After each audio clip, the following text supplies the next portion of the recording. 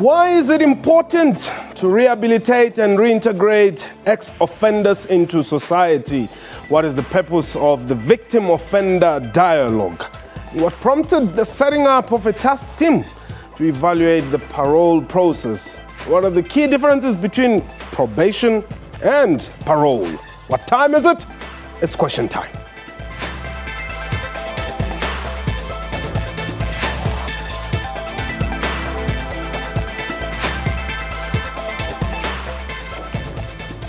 Hello and welcome to the show. My name is Makwetla. Correctional Services Deputy Minister Thabang Makwetla has encouraged government and the private sector to employ former inmates. This came in the wake of last month's first ever conference attended by ex-offenders, parolees and probationers. They deliberated on a blueprint for the reintegration of ex-offenders into society. The law states that an offender may be released after serving 1/6 of a sentence. The offender can then continue to serve the remaining period under correctional supervision. A reminder that this is a live program.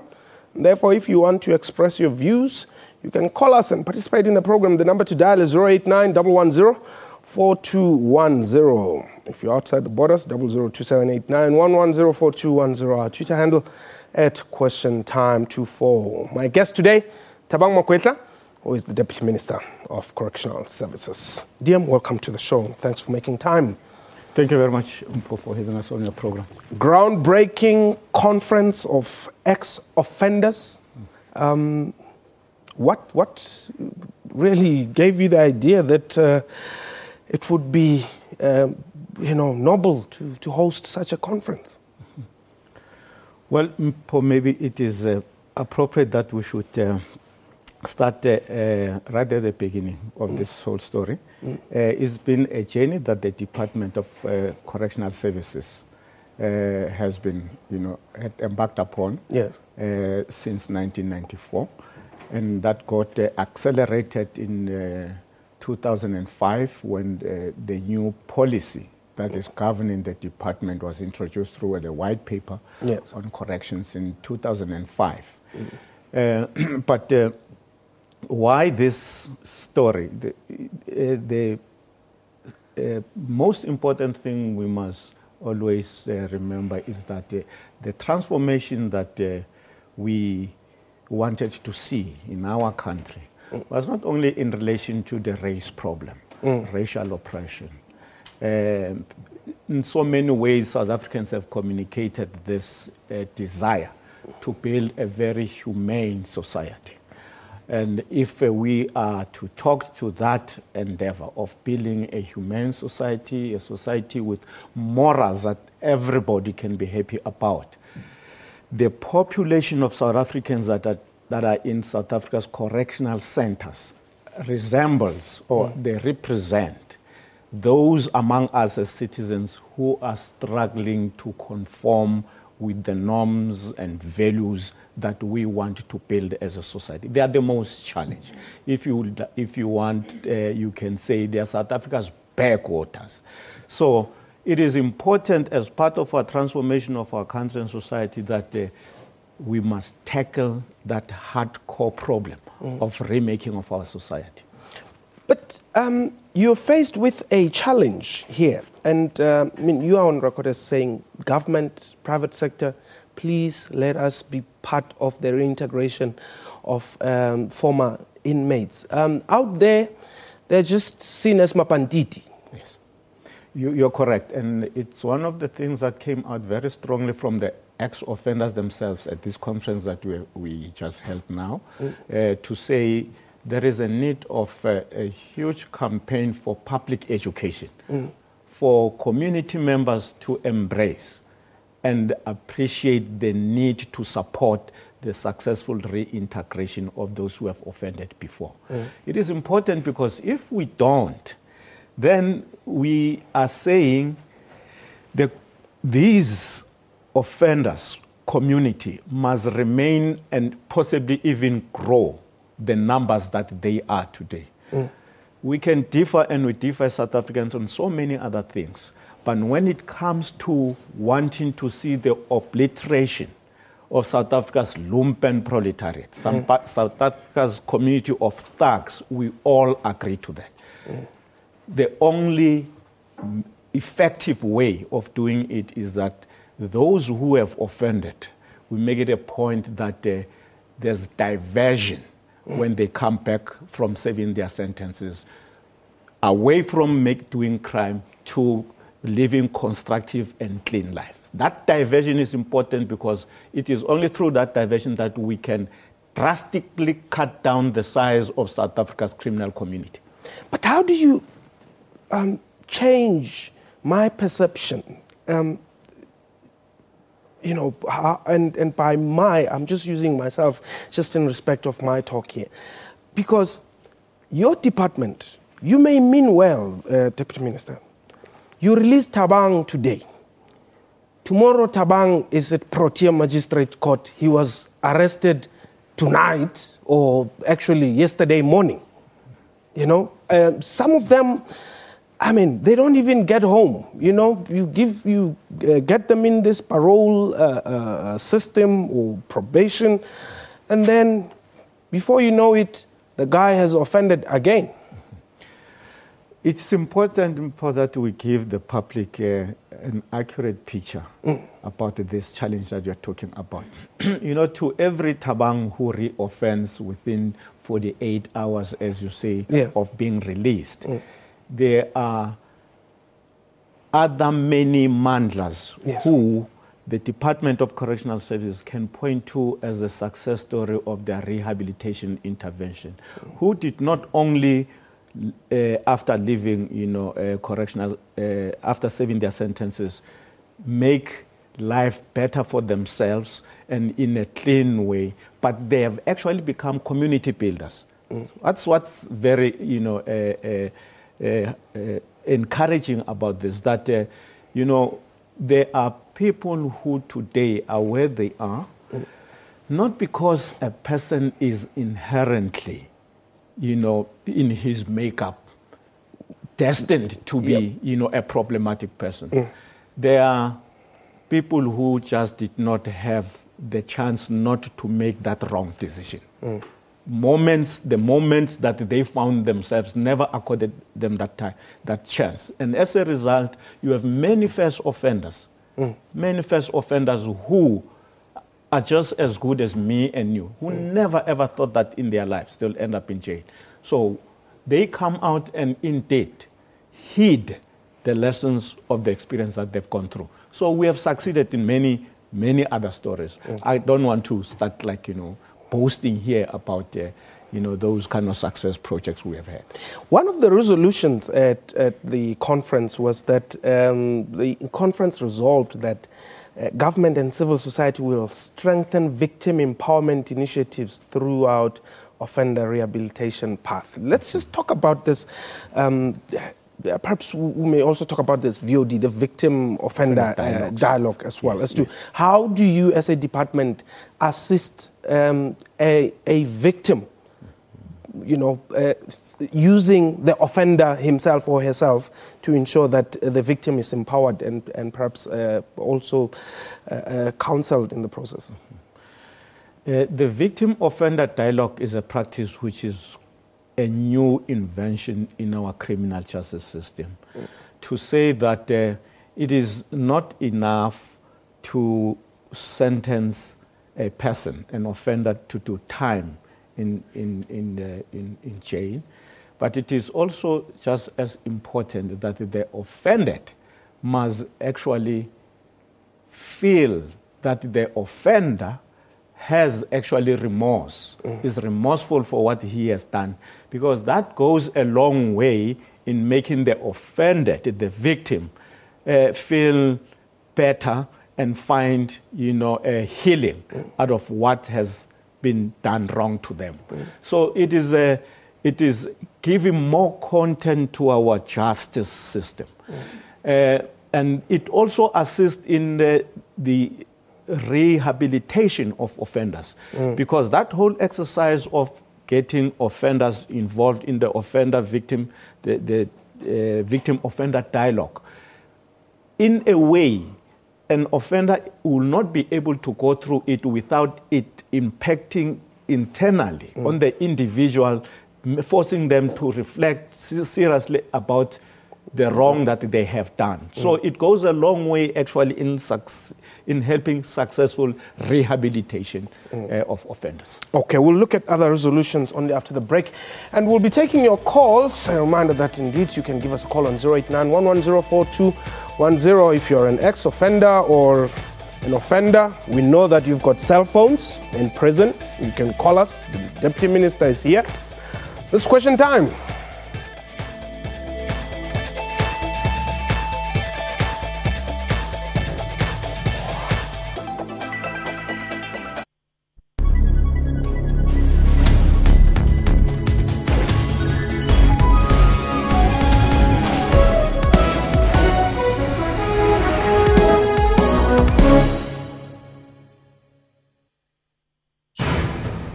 This week we are taking you around the continent, telling you stories about what makes Africa, Africa. We now head to the Kenyan coast, where we meet a man using needles to fight a growing drug culture. A recent study revealed that there are 850 drug addicts in Diani alone, with over 220 using injectable drugs such as heroin. In my community, I've seen a lot of these people suffer. The Journal, every Saturday at 1:30 on SABC News.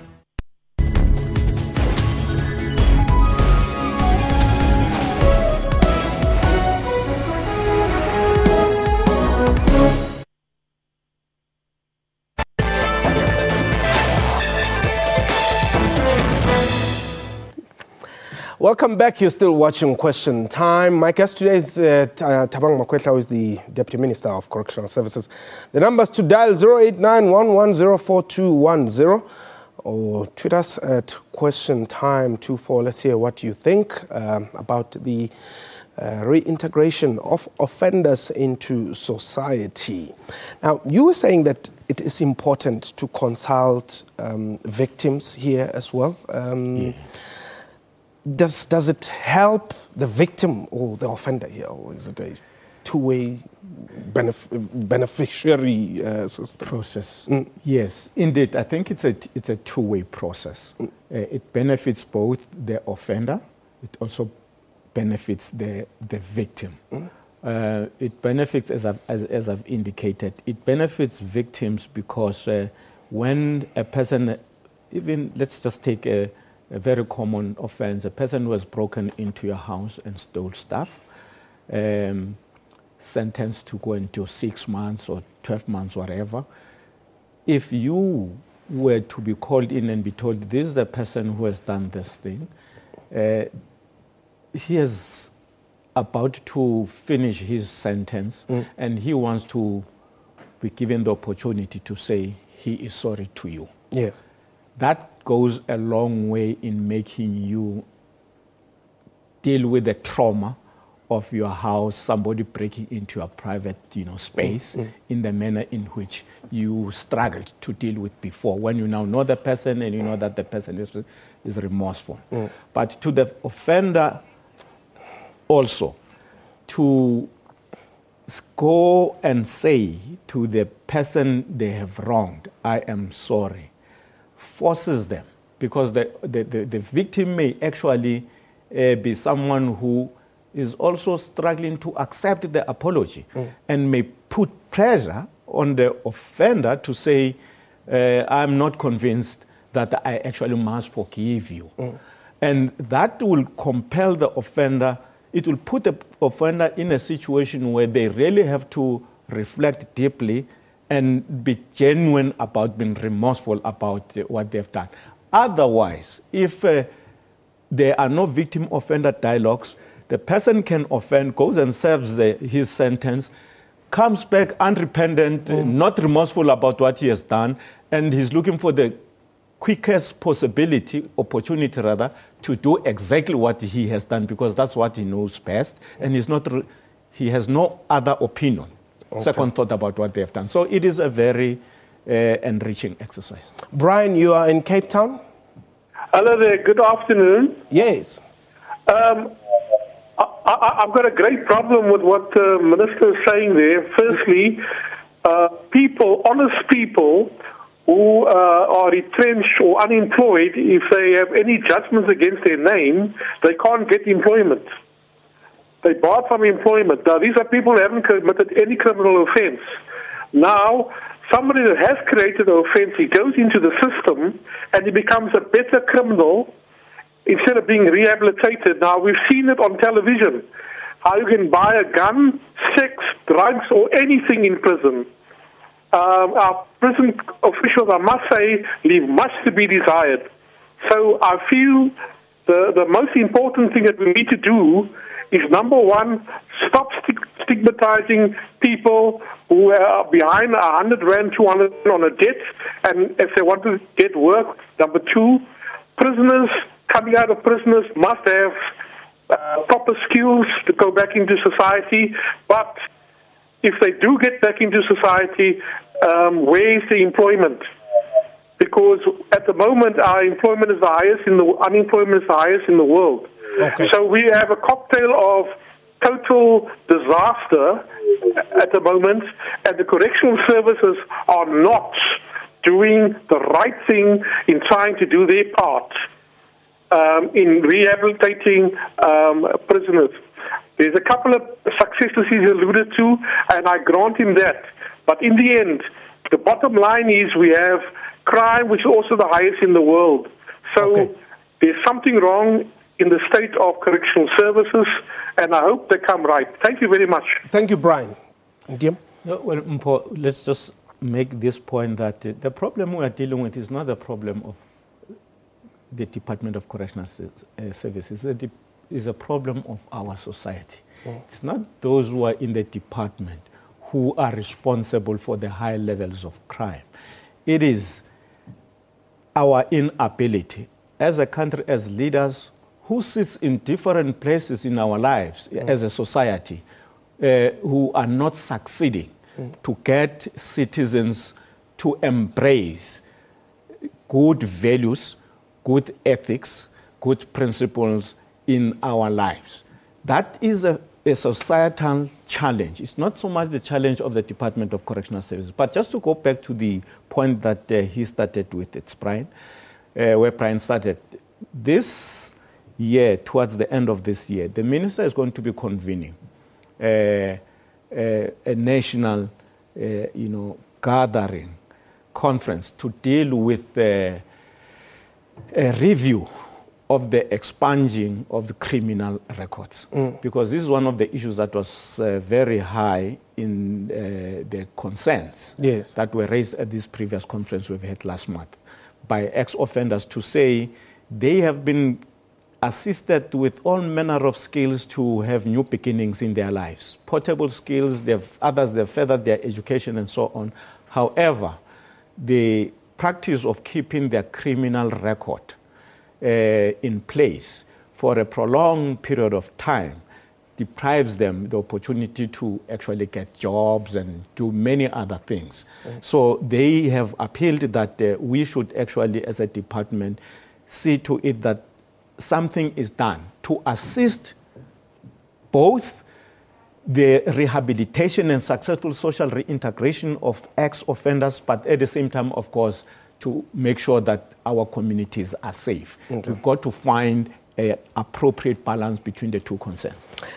Another resolution there, conference noted or resolved that government departments in partnership with civil society shall implement appropriate strategies and programs that will empower ex-offenders to become economically active, which is to be employable, and to start their own businesses and cooperatives. Well, in a situation where, as you know, the job market is not expanding, and many people are unemployed, it affects all segments of our society or in our communities. Many people in our community, including ex-offenders, skilled as they are, when they come back, they struggle to find jobs. We have, as it is happening elsewhere in government, decided that we'll also bring in interventions to assist them become small entrepreneurs by helping them establish cooperatives, for instance. And in government, we have sister agencies and departments that can actually take them by their hand and assist them, those who are determined to have new beginnings and to eke a living in a different way. Okay. So those things are very much high on the agenda. Fulani, you are in Pretoria. Hello? Fulani? We seem to have lost Fulani there, hoping that you will come back. DM, the other resolution here was that ex-offenders, in partnership with government and civil society, shall sustain and enhance initiatives and interventions aimed at combating crime. This is a very important one because I mean, some of them are still viewed as, you know, heroes in their communities. You know, they just think you are the best thing that the community has ever produced, maybe because we are successful in crime. And perhaps coming back to talking to either young kids or young people would be helpful. That's quite important for that. If there's any one way in which ex-offenders are a special resource to our country and in our communities, it is as messengers and agents against the commission of crime. They are the best placed people to speak in a very convincing way why doing crime is not just the way to go in life, how it can actually destroy and shatter your life, with some of them forever. They've been there. They are not theorizing it. Yes. So, and if we can have them, if we can have a social reform movement against crime that is spearheaded by ex-offenders themselves, and even those who are still serving behind bars, who can raise their voice that enough is enough with the levels of crime in a country that fought for a better life so heroically. Can we take off our hands of our community? That will be the most positive contribution that ex-offenders can do. We now have Thabo. Thabo, you are in the Free State? Thabo?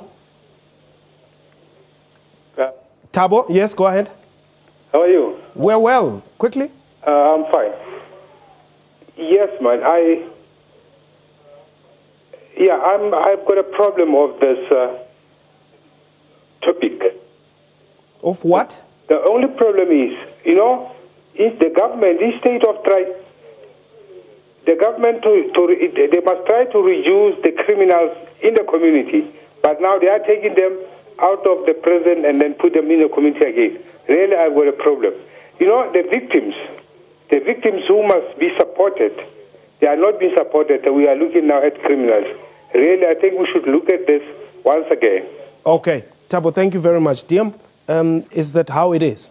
No. What Thabo is arguing, I think we'll all find it problematic because he's saying government is, instead of cutting down the levels of criminals in our community, they're increasing them because when they have served their sentences, they bring them back. It means we should actually banish them from communities, from society. Once you have committed a mistake, it's a lifetime punishment. We must remove you from society. I mean, there is nowhere, anywhere in the world where things and communities work that way. We have to deal with this thing. We've got to deal with it, and there's no way of running away from it. These are members of our own communities. They are members of our own families. Yes.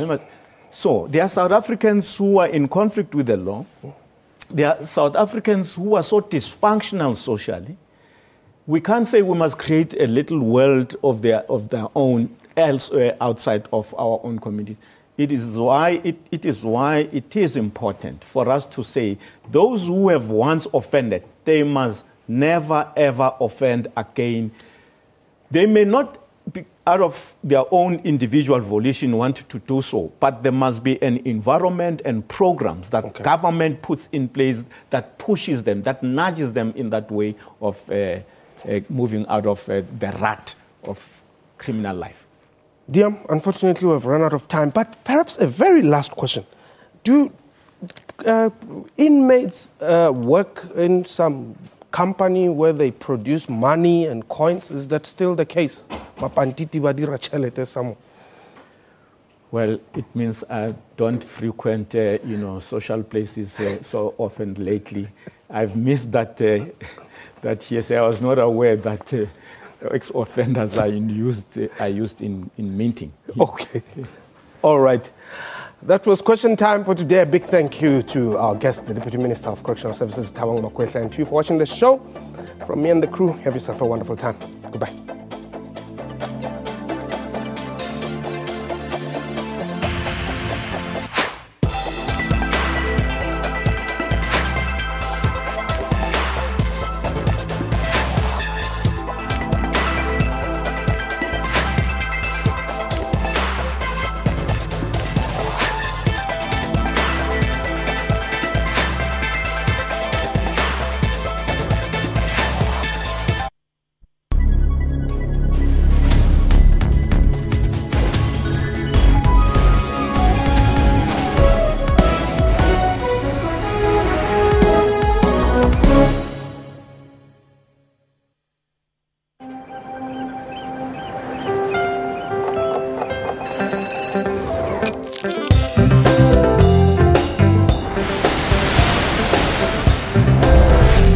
Morning Live sets the agenda for the day.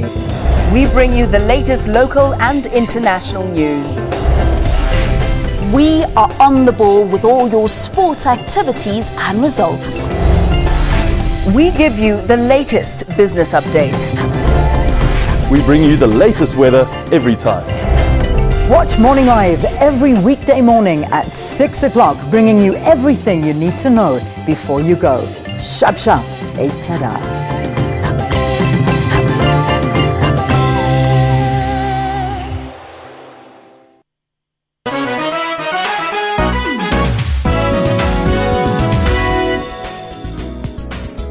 Your World makes it its business every evening to round up the leading local stories and international news.